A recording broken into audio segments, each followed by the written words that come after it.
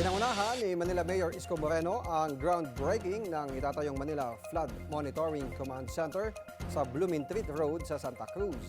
Ang apat na palapag na pasilidad ay magsisilbing sentro ng real-time monitoring at mas mabilis na pagtugon sa mga sakuna, lalo na sa pagbaha. Ayon sa alkalde, makatutulong ito sa mas maayos na data management at pagliligtas ng buhay at ari-arian. Dumalo sa seremonya ang iba pang opisyal ng lungsod.